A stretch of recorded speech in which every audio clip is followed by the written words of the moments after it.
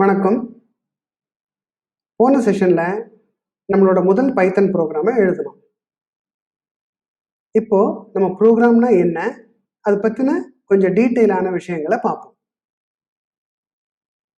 இப்போ கம்ப்யூட்டரை பொறுத்தளவுக்கு நீங்க இன்ஸ்ட்ரக்ஷன்ஸ் கொடுக்கணும்.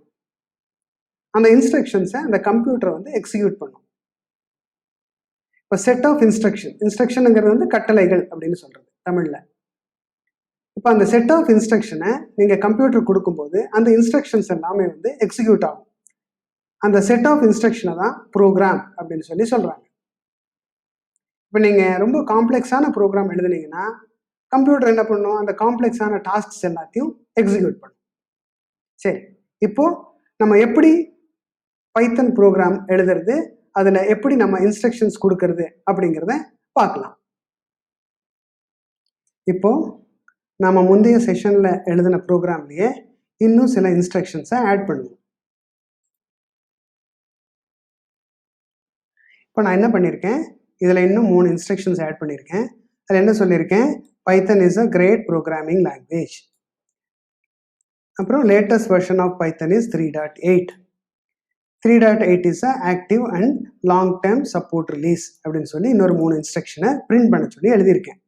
இப்போ இதை நம்ம எக்ஸிக்யூட் பண்ணி பார்ப்போம். இப்போ கன்சோலில் என்ன பிரிண்ட் ஆகுது அப்படிங்கிறத பார்ப்போம். நம்ம எக்ஸிக்யூட் பண்ணுறதுக்கு இங்கே ரைட் கிளிக் பண்ணி நீங்கள் ரன் ஆப் அப்படின்னு சொல்லி கொடுத்து இதை எக்ஸிக்யூட் பண்ணலாம். இல்லை இந்த ஐடியிலேயே பார்த்தீங்கன்னா மேலே ஒரு ரன் சிம்பிள் இருக்கும், இதை நீங்கள் டைரெக்டாக கிளிக் பண்ணலாம். ஸோ இதை நீங்கள் கிளிக் பண்ணிங்கன்னா உங்களுக்கு அது எக்ஸிக்யூட் ஆகி இங்கே உங்களோட இந்த கன்சோலில் உங்களோட அவுட்புட் வர ஆரம்பிச்சிடும். ஸோ இங்கே பாருங்கள், நீங்கள் எழுதின இந்த ப்ரோக்ராமோட அவுட்புட் இங்கே வந்திருக்கு. Welcome to Python, Python is a great programming language, இந்த 4மே வந்திருக்கு. ஸோ இப்போ என்ன நடந்திருக்கு அப்படின்னு பார்த்தீங்கன்னா, இந்த ஒவ்வொன்றுமே ஆர்டராக எக்ஸிக்யூட் ஆகிருக்கு. பாருங்கள், இங்கே என்ன ஆர்டரில் இருக்கோ அதே ஆர்டரில் தான் இங்கேயும் அது எக்ஸிக்யூட் ஆகிருக்கு. இப்போ நீங்கள் ஆர்டரை மாற்றி போட்டிங்கன்னா என்ன ஆகும் அப்படின்னு பார்க்கலாம். இப்போ உதாரணத்துக்கு இந்த கடைசியாக இருக்கக்கூடிய இந்த இன்ஸ்ட்ரக்ஷன் எடுத்து முதல்ல போடுறேன்.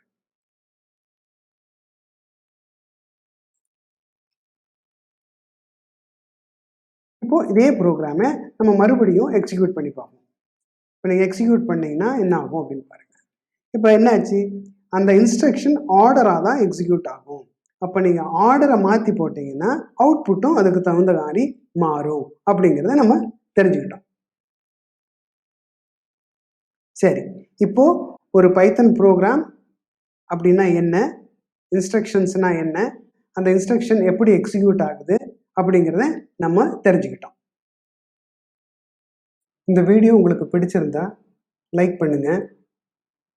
பைத்தனை பற்றி மேலும் தெரிந்து கொள்ள இதை சப்ஸ்கிரைப் பண்ணுங்க.